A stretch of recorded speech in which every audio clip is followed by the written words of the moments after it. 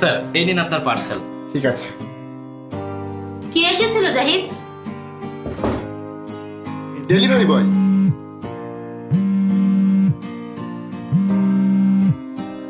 Hello. ভাইয়া বিয়ের card পাঠিয়েছি, অবশ্যই আসবে। কিন্তু আমি জানি তুমি বাবা মার উপর রাগ করে আছো, কিন্তু এটা তো আমার কোনো দোষ নেই বলো। একটা বোনের বিয়েতে যদি তার ভাই না আসে, তার বিবাহিত জীবন কেমন করে সুখে হবে বলো তো? সেই বোনের বিয়ে তো অসম্পূর্ণ থেকে যাবে। প্লিজ ভাইয়া তুমি আমার বিয়েতে আসবে। কার ফোন ছিল? বোনের কল ছিল, বিয়ের কার্ড পাঠিয়েছে। ও বলছে ওর বিয়েতে যেন অবশ্যই আমি যাই।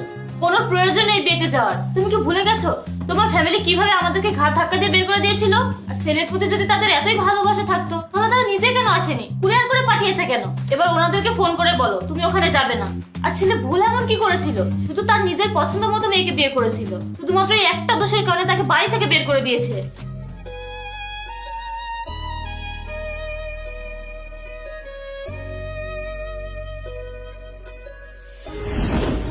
হ্যাপি বার্থডে বোন। থ্যাংক ইউ ভাইয়া। এই নে তোর gift. Thank you so much ভাইয়া। বল বোন, আজকে তোর কি খেতে ইচ্ছা করছে? আজ তোর যা যা খেতে ইচ্ছা করবে আমি আজকে তোকে সব কিছু খাবো, তাও তোর ফেভারিট রেস্টুরেন্ট থেকে। ভাইয়া আজকে আমার জন্মদিন, আর আমি জানি তুমি আমার জন্য খুব ভালো কিছু করবে, আর যা করবে স্পেশাল করবে। তারপরে একটা কথা বলি শোনো, আমার যখন বিয়ে হবে আমি চাই প্রত্যেকটা সময় তুমি আমার পাশে থাকবে, আমার প্রত্যেকটা পদক্ষেপে তুমি থাকবে। আচ্ছা ভাইয়া একটা কথা বলো তো, আমার বিয়েতে তুমি কাঁদবে তো? আরে পাগলি, আমি কেন কাঁদতে যাব? কাঁদবি তো তুই আর তোর হবু বর। আর তোর বিয়েতে তো আমি ব্যান্ড পার্টি ডিজে পার্টি বাজিয়ে নাচবো। ভাইয়া এটা কিন্তু ঠিক হচ্ছে না, তুমি কিন্তু খুব খারাপ।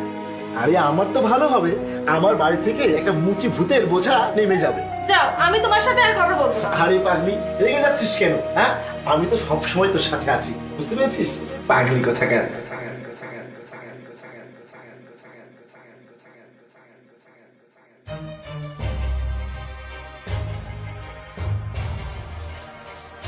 কোথায় যাচ্ছ তুমি?